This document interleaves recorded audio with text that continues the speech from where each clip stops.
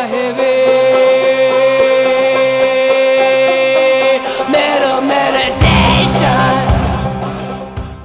Welcome to the next episode of Travelin with Bones. Today we have Justin Boot, a dear friend of mine from Alaska, currently sitting on the side of Palmer-Wasilla Highway, but does reside in Trapper Creek, a rural town in south central Alaska of population 422.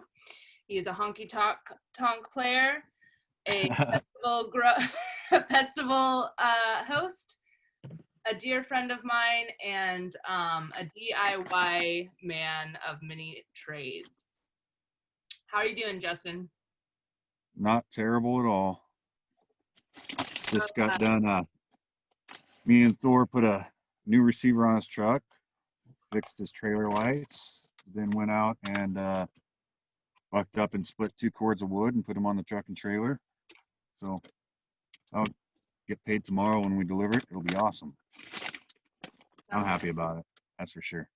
It's a good day. So it looks like it's dark already. What time did the sun go down today? I think before 5:30. No, we're getting 5.5 hours of light, and it comes up around 10. So it's like 3:34 is when it starts going down. Okay. It's coming up at 10 and going down at 3:30 or 4. So there's a lot of darkness. And y'all are losing 1 minute of light until December 21st, the winter solstice. Yeah. So let's see.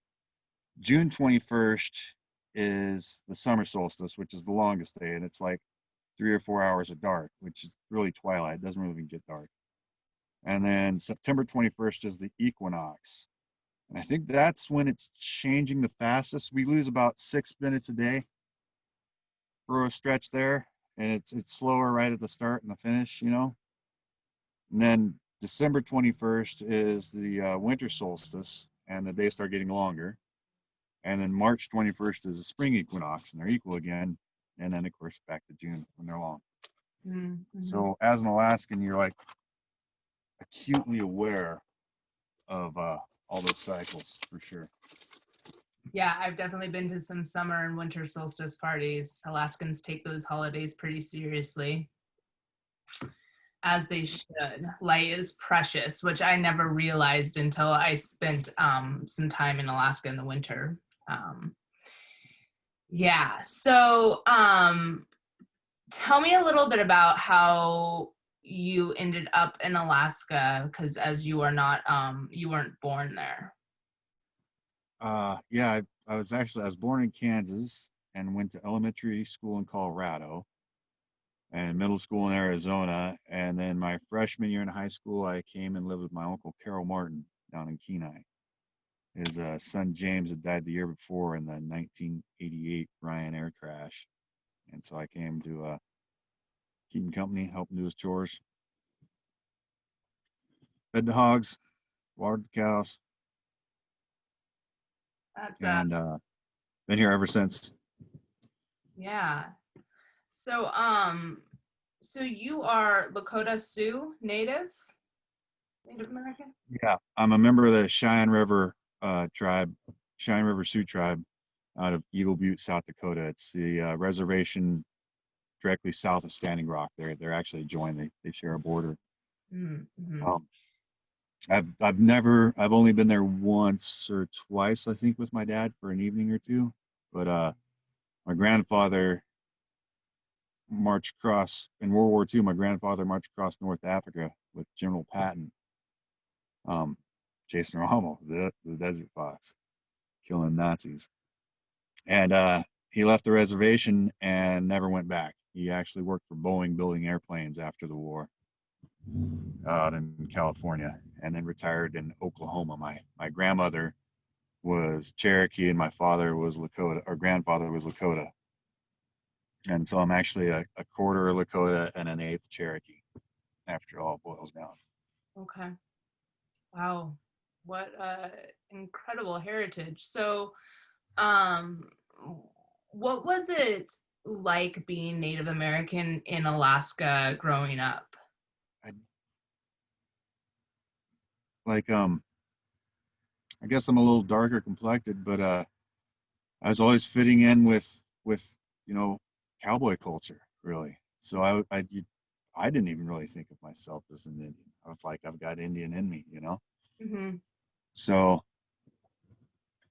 so I can't really say because I don't really have the experience.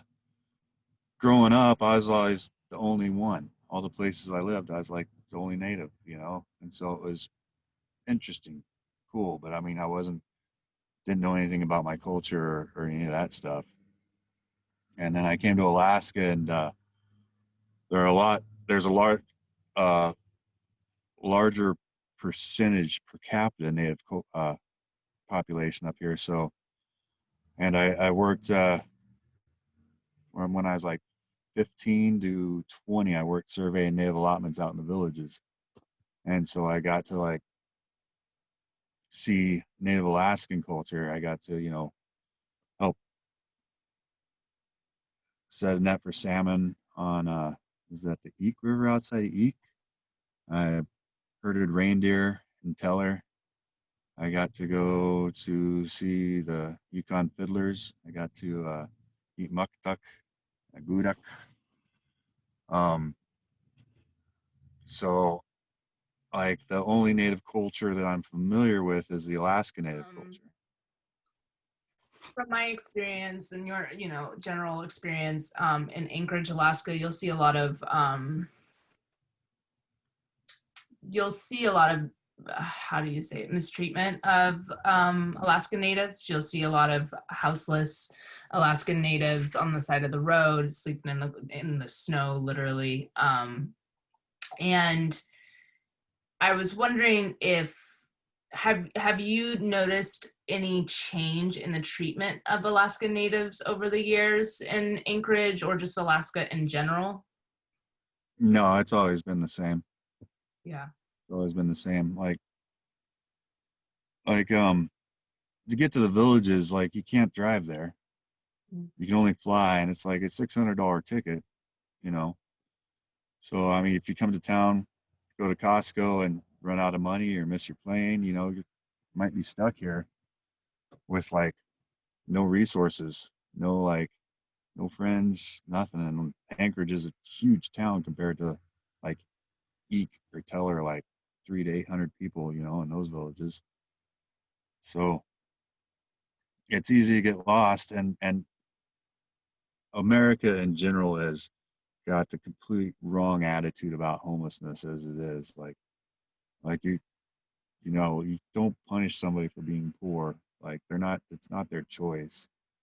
Like, yeah, they might have made bad choices to get there, but you don't know that, you know? Like, yeah, there's no reason to look down on somebody because they got less. And that's what happens. People look down on homelessness, people look down yeah, people do look down on natives quite terribly. I remember in my 20s, there was some people running around shooting them with predominantly native. They were shooting native homeless people, homeless native people with paintballs back in the 90s. I remember that. My friend got shot, and then yeah, the guy that choked a girl out and then masturbated on her, and then got off with time served. It's like, what the fuck? Like they're not people. Mhm. Um, when I was in Kotlik. We're working in Kotlik. And so in Kotlik, there's like an airstrip and a little bit of a dirt road to the school. And then everything's boardwalks because it's on tundra and muskegee. It's, real soft, wet, swampy ground. And there's a slough that goes, the Kotlik River goes right through town. And it's got kind of shallow banks, mud banks, and it's a deep channel in the middle. And town's actually on both sides. The school used to be on the other side, the old building's over there. And outside of the school is a big wooden platform, and all the kids play basketball like 24 hours a day in the summer because the sun's out 24 hours a day. It's a little further north, so it gets more light even. And so like all night long, all day long here, dum dum dum dum dum dum. like 3-4 bounces across the court. Like they're like short, but they were ballers. I couldn't do nothing, man. They just ran circles around me. Like I couldn't even block them. It's just like I was big, dumb, and slow. They laughed at me. And so I got done with work and ate my dinner and came out to see what was going on. And I'm like 16 at this time. Yeah, I'm about 16 that summer. And there's nobody on the basketball court. And I look over and everybody's lined up along the river. And I walk over and one of the little girls comes up and asks me if I could swim. And what she really meant was dive. Because a 4-year-old girl had been really warm, like 70 and 80 degrees. And it was kind of a muddy, dark river. So it warmed up a little bit and they could swim in it. It could swim in there. And it had those shallow banks. And so all children were like splash around on the shallow bank. And this little girl dipped into the deep part, and there's an eddy down there, and it just kept her down there. And her uncle happened to be going by in a boat and saw it. He jumped in too, right, to try to get her, but he couldn't swim either because nobody swims because it's always too cold. And so when I got there, they were holding hands, over their head in the water, trying to feel around, and they just started getting the boats out, and they had these metal bars that drags with big treble hooks to drag the bottom. And they drug them up, and they're administering CPR. And I couldn't hear a plane, you know. And so I went and asked somebody. I was like, "Is there a plane coming?" And she's like, "I don't know. She's busy, trying to administer CPR." And I'm like, "Oh shit." So I ran back to camp, and I went to wake the camp boss had already gone to sleep, and I went to wake him up like, "Hey, we got to call the helicopter because we're flying around to our jobs in a helicopter or something." And he didn't want to get up, and so I went and got on the radio.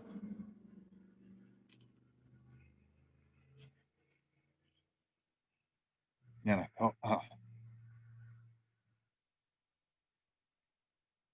I called the other camp in Amonic. Yeah, they're in Amonic. Emo is a little bigger village. And actually, that's where the flight service was. There wasn't even a plane in town.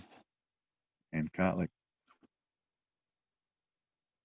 get the helicopter, and like, well, shit, helicopter's way too slow. So they went up the road to the flight service to get a plane. And the first thing that guy asked was, who's paying? And so they got a plane there, and the uncle, his mother came and asked him to stop working on him. He'd gone through the ice earlier that spring, and his cousin had knocked a hole in the ice and pulled him out. He lived, and so his mother figured it was his time. And the girl,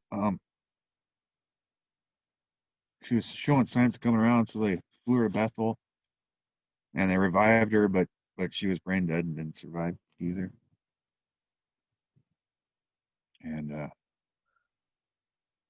yeah, life's tough in the village. Yeah, could be. Thank you so much for sharing that with me. I just want to hold that space for a second and say thank you. So speaking of how oil companies should be taking responsibility and giving resources to Native Alaskans and just Alaskans in general,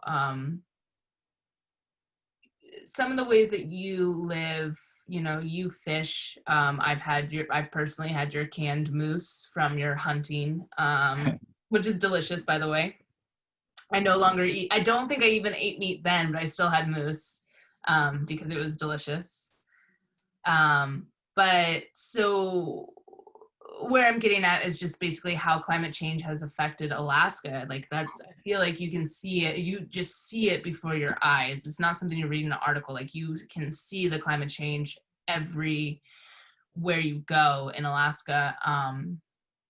And how has climate change affected your hustle and bustle, and how do you see it in your everyday up there in Alaska? Well, actually, made me some money lately. I own I own 80 acres, and the spruce beetles killed all my spruce trees. Mm, Um, like it should be a lot colder right now. When I first got here, like in Anchorage in the valley here, you get 30 below for a few weeks every winter, and it's like 30 above right now. It should be 60 degrees colder because it needs 6 weeks of 30 below to kill the spruce beetles. And so the spruce beetle has been marching north, and they've killed all the spruce trees between here and Trapper Creek, pretty much. But I got a sawmill, so I can turn them into lumber and sell them. Got a chainsaw, turn them into firewood and sell them. Get more money when you cut them this way, though. that And the spruce beetle kill, is that a part of the reason of the wildfires that I was like witnessing in Fairbanks a couple years ago? yeah, yeah, there's all these standing dead spruce trees just waiting to go. And that, like, we don't manage our forest properly. You're supposed to let them burn to get all the underbrush down, which is kind of impossible in Alaska.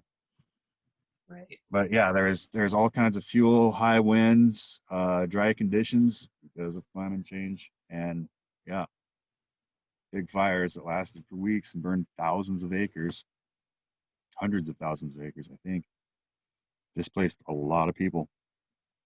Yeah. And then I didn't catch a moose this year, but that was my own fault. I didn't hunt enough. And salmon, like runs have been getting weaker. I kind of missed out on dip netting because I didn't dip net enough, and so I didn't dip net at all. Actually, that's why I missed out on dip netting. And so I did a personal use set netting in Catchmack Bay, where you anchor a net close to shore and run it out with a buoy and anchor it. So you got a net floating with the tide, and tide goes up and down, and you check it. And like we fished like 2 weeks and caught nothing. It's like, you know, unheard of. What we do to this earth definitely makes a difference. This is like our bread baskets, what we eat. Yeah. Right now, the biomass or man-made shit has exceeded the biomass. So to give all the listeners a little bit of background about my friendship with Boot, him and I have been friends for 7 or 8 years now, something like that. We know each other through music and friends and community, but I have stayed out on his property off of festival season. And I learned a lot about, as many do. Boot also always has open arms for anyone willing to be productive and kind to themselves and others. So years ago, I stayed on the property and I learned a little bit about everything, whether it was how to sawmill a log, or build an outhouse, or work on cars, or build a car in our instance, or transport a 22-foot sailboat on a flatbed truck, or a one axle, two axle truck with a No, yeah, which it was a 3/4 ton with a mobile home frame trailer. It was really flimsy. The DOT actually made me weld two more axles underneath that trailer yes, before they let me get it past Eagle River. in the Fred Meyer parking lot in the fucking cold. Like what I personally have learned from Justin Boot is less is more. You don't need everything. When I stay out in Trapper, I don't see my phone for weeks on end sometimes. I am happy with the little bit of food that we can get and just have the company and nature around us. And this is something that I've always admired Boot for. Um, he has always just kind of inspired me and many others to just appreciate your surroundings. And I just want to, I guess I just really want to just say that, because I think you're really incredible for that, and you're a good friend of mine because of that. Like, I really just continue to admire you, and look forward to your next projects. So one of your last project, or not one of your last, but one of your ongoing projects is a festival called Trapper Creek Bluegrass. And I just wanted to hear a little bit about that. Okay, well, first let me say thank you, Sam. That's very good of you. Um, so let's see. In '06, well, we'll start in '05. Ken Terry, Mr. Bluegrass Banjo, ran the Hunter Creek Bluegrass Festival for I don't know how many years out in Hunter Creek, and he died. And his friends Trace Gentis and Paul Kilborn came to me. They were also friends of mine, and I just bought 80 acres in Trapper Creek, and they asked if they could put on a festival there, and I said okay. So we got a dozer and cleared a spot and built a stage and had a festival, and everybody lost money, and so I figured I'd put another one on in the fall to try to earn that money back, and lost all that money again, and figured I'd just keep on doing it, and I did it 2 festivals a year until 16, and then 17 I only had the spring festival, and then 18 the beetles had killed all my trees by then, so I've took the year 18 off and took down a bunch of trees and cleared some space and built a new stage in the back, which was once a motor home. That's a different story. Anyhow, put on a great festival in 19. It started out as a bluegrass festival, but I was involved, and so I also invited all my friends because I hosted open mic at the Taproot. I was involved in the musical community. I knew people in the bands, and I think about that time I started was in my first band, the Bernard Satan's old timey clubhouse band with Orion Donick, and so I was taking all comers, rock, blues, jazz, bluegrass, metal, uh, hip hop, spoken word. The fire spinners came, so the fire circus is there, aerialists, performance art. So it just became more and more of a circus, and just created this environment where everybody felt free to be whoever they wanted to be. I mean, as long as that person wasn't an asshole. And it really built a community. Everybody, you know, really looked forward to coming there and see all their friends, like it was a gathering of the tribes. Anybody that had anything to offer, even if it was just a good attitude, was there. Just, you know, you walk around the loop. I built a loop with a stage on either side. And so you just walk this continuous loop, and everywhere you go, there's people playing music or hanging out or playing hacky sack or making art or climbing in some super dangerous thing I hung in the trees, you know. Um, uh, and people like leave their cars there, so I like make a berm of stumps and set cars on top of it, kind of like I don't know, a castle wall, I guess. But yeah, so it's a place where you can, it's it's freedom, man. That's what it is. I sell freedoms, $100 ticket. Show up on Memorial Day weekend.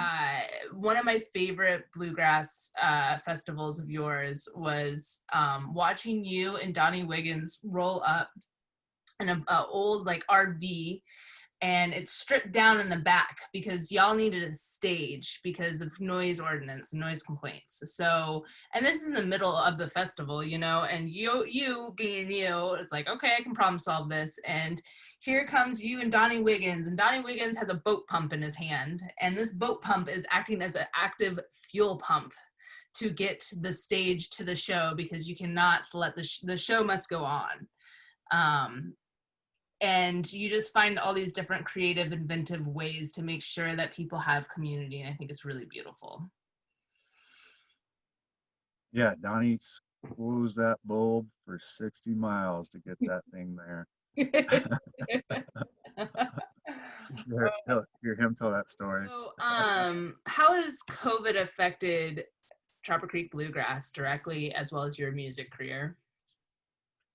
Well, I can't play in front of the grocery stores no more. That's for sure. That's the bread and That butter was like a there. big chunk of change. And then yeah, I didn't have a festival in 2020. I'm not gonna have a festival in 2021. Like even if I you know I they're not enough people are gonna be vaccinated. I doubt enough people will be vaccinated, and I don't have enough time to put it together. Mhm. Uh, I mean it's a big undertaking that like 40 bands, two stages, countless volunteers, all kinds of things getting done, commissary. Yeah, I should start thinking about that for 2022. It's about time.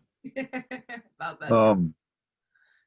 Um, so yeah, no festivals, no gigs, no busking really. Yeah, I was cutting firewood, just eating pinto beans, getting by.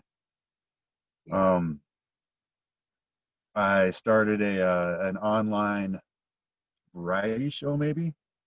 I call it the TCBG Passport Series. Hoping to take everybody to a different place, man. Um, and so Sam played on there. You were on number one or number two? Number Forget two. what, number Yeah. two. Yeah, yeah. I got like number four coming up, and it's all already all a blur. Um, but yeah, musicians. My friend Connor, or not Connor, City on a Hill. Justin Parsons uh, did did a live painting. I'm hoping to get more DIY or just anything really, just to share with whoever's watching, your friends, hopefully. Um, and I've been trying to push like donating to Beans Cafe and the food bank and the Covenant House. Like it's winter, like times are tough. They need clothes, they need food, they need all kinds of things. We need to rework the whole way we deal with homelessness in this country. Like nobody should be homeless. We got plenty of money. That shouldn't be something that we deal with. Um, and also keep, you know, help everybody keep their chops up. Keep all the performers and the teachers, give them an outlet to perform and teach and do and be like, because we've still got like good half a year left of like staying cautious, being vigilant. Yeah. Yeah. And like speaking of like being cautious and staying vigilant, what does Alaska look like right now with COVID-19 and their precautions? Well, it depends on where you go. Like here in Palmer, Wassail, like in Palmer, they just I think that I don't know if they voted like the assembly voted down or the mayor vetoed a mask mandate, and then the mayor got COVID.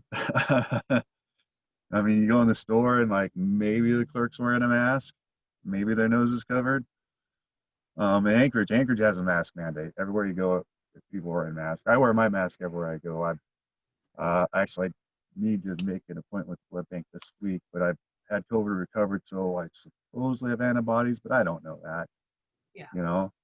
And yeah, so I go buy groceries for my mother. I gotta stay vigilant so I don't spread that stuff around. I had it and I didn't spread it. But yeah, the numbers are going up. People are being completely irresponsible. Just no respect for your fellow for anything, really. No respect for the people near you. No respect for anything. What does I know you're not there, but have you heard anything about how COVID looks like in the villages, as they probably do not have hospitals? Maybe one in Bethel. Um, just from what I saw on the news yesterday, it's everywhere in the state the numbers are going up, and so yeah, people in the villages are even more vulnerable because maybe there's a clinic. Like there's only a handful of hospitals out there, and that's like a place the size of the Midwest or bigger. Um, uh, flight to Anchorage, like I think it's like hour and a half for the plane to get out there and load somebody up, and then an hour and a half back. Like you know, there's not a whole lot of options. Well, not to mention the expenses. When I lived in Seward, Alaska, which isn't that rural, it's at the end of the road, but it's not, it's still a 3-hour drive to Anchorage. But I got sick, and my emergency room bills were astronomical. Like, I'm still not paying that shit. You know what I mean? Like, it was more than my down payment for my house. I'll say that much. So even if they get care, how are you going to pay for it too? Like, it's really sad, how this country is handling the pandemic, for sure. So you do normally live quite a bit off the land, and just like these, just working for yourself, cutting wood, doing all these things. But I feel like your main hustle was Trapper Creek Bluegrass Festival, and now you've No, that's why I do all the other hustles. your main focus, maybe I should say. That's pretty much it. On Fridays, when I have time, I play for the uh, Turnigan Social Club. My friend works at a care home, and so we do a Zoom meeting, and all the residents Zoom from their rooms, and I play them some songs on. Been hitting pretty regular every other Friday. I see if I make it this Friday. But yeah, that's been pretty fun actually. Keeping my chops up. Uh, been, you know, practicing a few songs to a click so I can record them. Practicing with a few new instruments. Been working on the tenor guitar, trying to learn fiddle. That's not going nearly as well, but the cat don't mind. Um, It's a tough yeah, instrument. and then the the only hustle that's really been knocked out of the ballpark for me is putting on a festival, which really didn't make any money, so that's not really a hustle. But I can't busk or play shows, so that's a whole lot of income down. So I just been cutting firewood, doing carpentry, getting by. It works out. What about, you had mentioned your self-sustainable learning center that you want to open up in Trapper Creek? Um, yeah, in addition to the festivals, I want to turn my place into a sustainable living learning center, like a DIY sustainable living learning center. And basically, do all the things I'm doing is, you know, scavenge the carcass of this dying world and make what you can out of it. Currently, I've been working on a zero energy home. I built a thermal battery and the foundation. And for my thermal battery, I've got a lot of sand there, so I dug down in the sand and kind of like a baked potato, I wrapped a big chunk of sand, like 4 feet thick and 20 feet wide and 60 feet long, and foam that I had salvaged, and I put a bunch of PEX tubing through it, uh, about 400 feet of tubing through it for water, so I can use the sun to heat the water in black boxes and black pipes all glassed in on the roof. Use the sun to heat the water to charge the thermal battery up to 160, 180 degrees, and then bleed the heat off the battery into the heated concrete slab with the timber frame and hempcrete walls, and probably a wood stove to recharge the battery in the winter when there's not as much sun if you need to. A rocket stove probably, and make a structure that doesn't cost anything to heat and will last for 1,000 years. Beautiful, beautiful. And what are you interested? Like, what are you trying to offer out of the learning center? Different different gardening stuff, just living off the land lessons. What do you have in mind for this? Well, I hope to attract people that know more than me, um, to be able to do workshops. So working on like wall peas, dug-in greenhouses, and need to take lessons from my neighbor Levi about growing a great garden, food, putting food by, canning, not only vegetables but meat and fish and smoking salmon and you know harvesting timber responsibly. I want to grow hemp. Also, like of course, mechanics and machining and welding and you know uh, harvesting whatever you can use and reusing it or upcycling it or at the very least turning it into art. Keeps landfills empty. You know, like as I learn how to sustain myself without all of this, I'd like to, you know, be a place where people can see and do and learn and share knowledge. So other folks will like, I don't know, be inspired or not have the fear or just learn something so they can do it themselves. I love that. I think it's like a polished space of what you already offer, and when it's safe to travel and stuff. What are your plans? Um, like keeping on what I do, like work and build up here in the summer and well in the winter too, really. I end up doing a lot in the winter. And then when I can, travel and play music and go to new places and meet new people and learn new things. Like just keep living, not dying. I mean, pretty much the same thing I'm doing here, but more places. Yeah, go chase that winter sun somewhere.